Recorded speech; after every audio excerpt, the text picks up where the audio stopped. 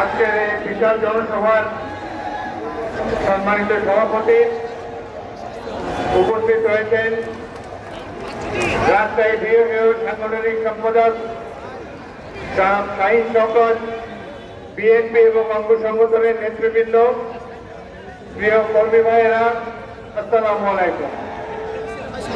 আমি খুব অল্প সময়ের মধ্যে 5 মিনিটের মধ্যে বক্তব্য শেষ করবো। স্লোগান না দিয়ে একটু কানটা খোলা রাখে 2-1টি কথা বলে আমি চলে যাব। আজকে সারা বাংলাদেশে বিএনপি এবং অঙ্গ সংগঠন সমূহ বিজয়ের এই উদযাপন করছে। এই বিজয় দীর্ঘ 17 বছর আন্দোলন সংগ্রামের পর আমরা অর্জন করেছি। জুলাই আগস্ট মাসে গত বছর বেশ কয়েকটি তাজা প্রাণ রাজপথে জ্বরে গিয়েছে। আমি প্রথমেই জুলাই আগস্ট গণ অভ্যুত্থানের শহীদ ব্যক্তিবর্গের, বিশেষ করে তরুণদের, ছাত্রদের রুহের মাগফিরাত কামনা করি। আমরা অনেকেই ধারণা করেছিলাম যে শেখ হাসিনার ভয়াবহ মাফিয়াতন্ত্র বোধহয় যুগের পর যুগ ধরে চলবে।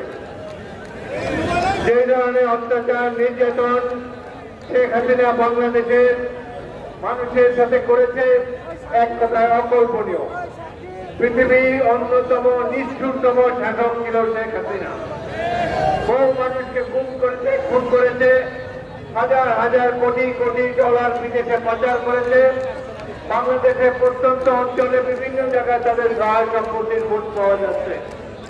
জাতীয় সংসদে শেখ পরিবারের 34 জন সদস্য ছিল, যারা কেউ ভোটে নির্বাচিত হয়।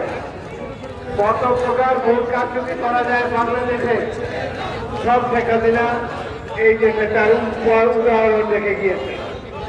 যাই হোক, একটা জিনিস প্রমাণ হলো যে আল্লাহ অনেককে ছাড় দেন, কিন্তু একেবারে ছেড়ে দেন না কাউকে। অবশেষে দীর্ঘ সংগ্রামের পর, বাংলাদেশের জনগণের আত্মত্যাগের পর এই মাফিয়া শেখ হাসিনা সরকারের পতন ঘটেছে। এবং এই জন্যে আমি বিএনপি সকল অঙ্গ সংগঠন, নেতৃবৃন্দ, কর্মীদেরকে আন্তরিক অভিনন্দন জানাচ্ছি। অনেক ছাত্র, তরুণ ছাত্র যারা রাজনীতি করে না, তারাও মাঠে নেমে এসেছিল এই সরকারের পতন ঘটাবার জন্য। সবচেয়ে আশ্চর্যজনক বিষয় হল এবারের আন্দোলনে ছাত্রদের সাথে সাথে তাদের পিতা মাতারা অংশগ্রহণ করেছে। প্রকৃত অর্থে একটি গণ আন্দোলন আমরা গড়ে তুলেছিলাম। এই আন্দোলনে বিএনপি প্রায় 500 সদস্য শহীদ হয়েছে, বহু মানুষ জীবন দিয়েছে। সুতরাং আজকে আমরা তাদের জীবনের বিনিময়ে যে স্বাধীনতা আবার অর্জন করেছি, এটিকে অর্থবহ করে তুলতে হবে। যখন অন্তর্বর্তীকালীন সরকার মমতা ব্যানার্জির নেতৃত্বে দায়িত্ব গ্রহণ করেছে, এক ধরনের উপদেষ্টারা বলার চেষ্টা করেছে যে তারা 5 বছরের জন্য এখানে এসেছে। কেউ কেউ বলার চেষ্টা করেছে ইউনূস সাহেবের সরকার যতদিন দরকার চলুক, আর নির্বাচিত সরকারের কোনো প্রয়োজন নাই। তাদের কারো কারো মধ্যে রাজনৈতিক দলসমূহ এই দেশকে ধ্বংস করেছে, সুতরাং তাদের আর রাষ্ট্র ক্ষমতা যাওয়ার কোনো সুযোগ নেই। আমরা বিএনপি জনগণের ভোটে 4 বার ক্ষমতায় গিয়েছি।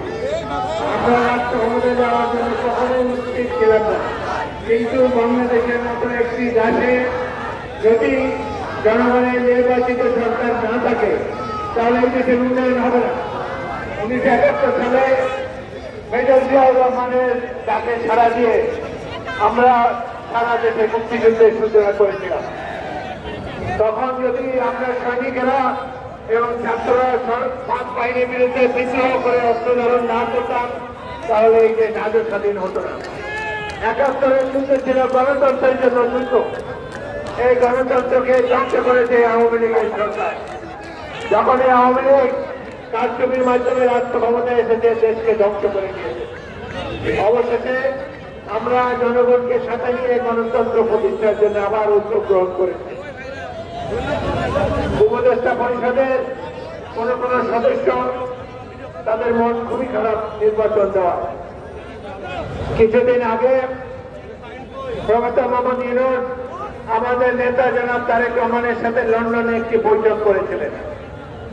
সেই বৈঠকে তিনি ওয়াদা করেছিলেন যে ফেব্রুয়ারি মাসের মধ্যে জাতীয় সংসদ নির্বাচন দেবেন।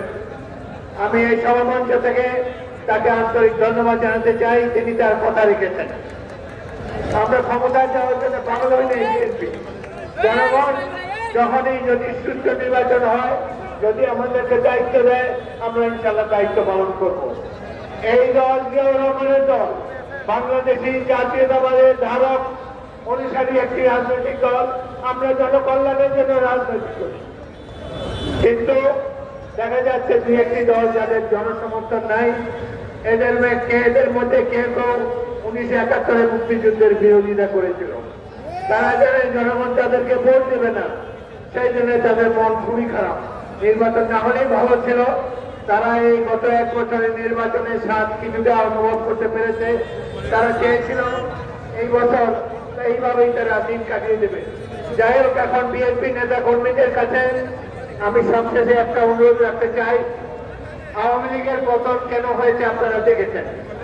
এই স্বৈর শাসনের পতন ঘটেছে দুর্নীতির কারণে, ভুয়া নির্বাচন করার কারণে, অর্থ সম্পদ লুট করার জন্য এবং জনগণের উপরে বিরোধী দলের সাধারণ মানুষের উপর অত্যাচার করার কারণে তাদের এই পতন ঘটেছে।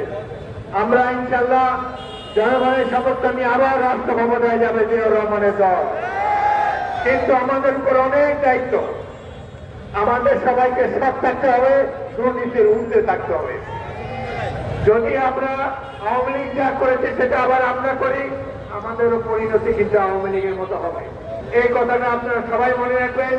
আমরা একটা সুন্দর বাংলাদেশ গড়ে তুলতে চাই, গণতান্ত্রিক বাংলাদেশ গড়ে তুলতে চাই, যেখানে সাধারণ মানুষের কল্যাণের জন্য বিএনপির সকল নেতা কর্মীরা পরিশ্রম করবে। আপনাদের সবাইকে অসংখ্য ধন্যবাদ। বাংলাদেশ জিন্দাবাদ, শহীদ বিএনপি জিন্দাবাদ।